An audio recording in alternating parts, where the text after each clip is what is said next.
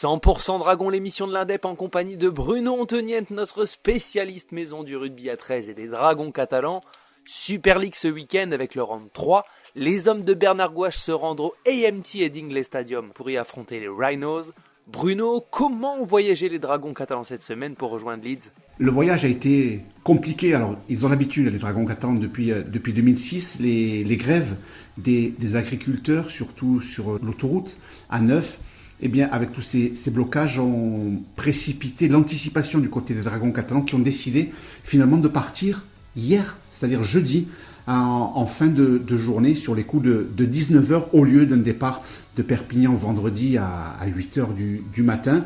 Et toute la délégation a trouvé, tant bien que mal, un hôtel proche de l'aéroport de Barcelone. Et toute la délégation a dormi dans la nuit de jeudi à vendredi à Barcelone pour être sûr d'être à l'heure au rendez-vous, au décollage de ce Barcelone-Leeds sur les coups de midi ce vendredi. L'équipe des Dracs, est-ce qu'elle peut s'imposer là où elle a perdu en 2023 ? Les Dragons catalans étaient bien partis l'an dernier en 2023 sur cette pelouse d'Headingley avant de se faire corriger en seconde période. C'est un terrain très difficile. Il y a toujours entre 16 et 18 000 fans des Rhinos de Leeds qui vont pousser pendant 80 minutes derrière leur équipe.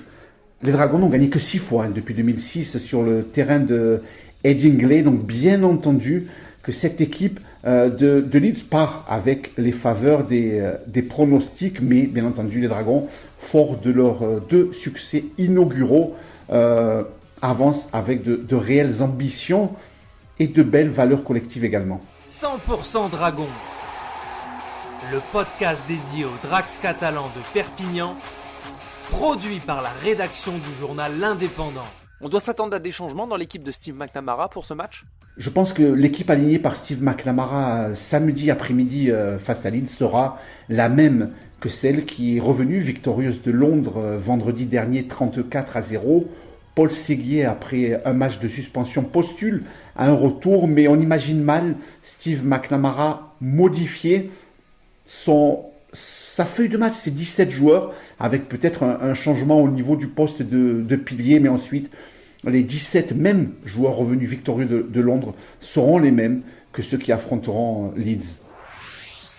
Dernière question, est-ce que tu penses qu'ils peuvent ramener les points de Leeds ? Les Dragons peuvent, sur le papier, bien entendu, ramener les 2 points de Leeds. On sait que cette équipe des Dragons est performante et perforante devant. C'est là qu'il va falloir qu'elle insiste.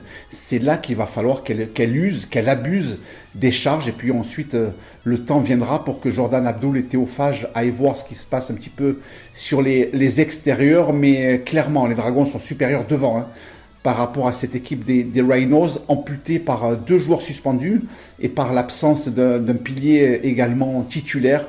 Donc voilà, les Dragons savent que devant, c'est à eux de prendre le dessus, même si le courage, la volonté des Rhinos sera de sortie ce samedi après-midi.